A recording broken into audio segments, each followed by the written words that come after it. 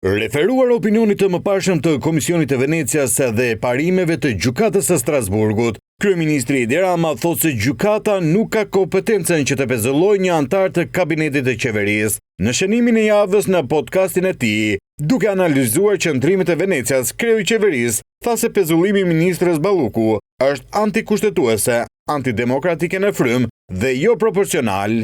Edhe sipas Venecias, edhe sipas Strasburgut, gjyqësori nuk duhet të pezullojë ministra.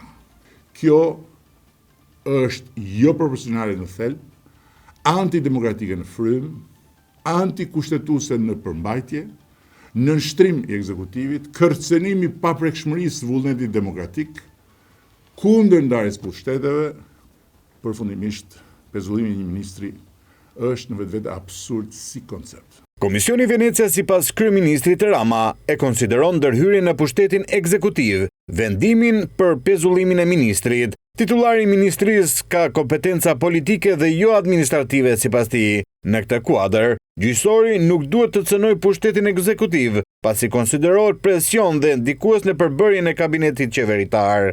Për sa kohë një ministër është figurë politike, pjesë e ekzekutivit, përgjegjës para parlamentit dhe kryeministrit, nëse gjykata e pezullon, ajo praktikisht ndërhyn në punën e qeverisë, ndërron përbërjen e ekzekutivit, merr kompetenca që i takojnë kryeministrit dhe presidentit.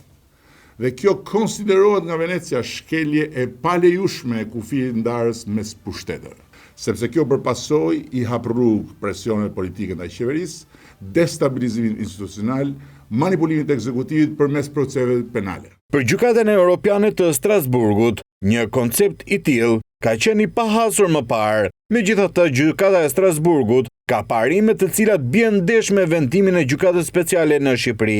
Strasburgu thotë se masat e sigurisë nuk mund të përdoren për qëllime politike, jashtë proporcionalitetit dhe për të ndikuar ekzekutivin. Pezullimi i një ministri nga detyra është minimalisht jo proporcional dhe ndikon drejt për drejt ekzekutivin. Së dyti, për Strasburgun, ministrët janë shprehje vullnetit demokratik. Qeveria buron nga shumica parlamentare dhe Strasburgu ka shkruar se çdo masë që ndërpret apo cënon funksionimin e institucioneve të zgjedhura duhet të justifikohet me standardin më të lartë demokratik. Nga ana tjetër, përmes një postimi në rrjetet sociale, kryedemokrati Sali Berisha akuzoi kreun e qeverisë Edi Rama se me deklaratën e mësipërme i bën presion gjykatës kushtetuese.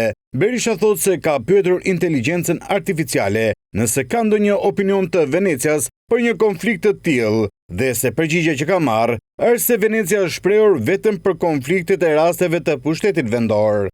Edi Rama sot, në avokatinë e tij të turshme të vjedhjeve të tij me Lubi Balluku në tunelin e Llogaras dhe në një presion të hapur ndaj gjykatës kushtetuese, ju tha shqiptarëve se Komisioni i Venecias është shprehur kundër pezullimit të ministrave nga detyra, kurse Diella thotë se nuk ka asnjë raport Komisioni i Venecias për pezullim e ministrash, konkret as në tërësi, por ka raporte vetëm për të zgjedhur vendor.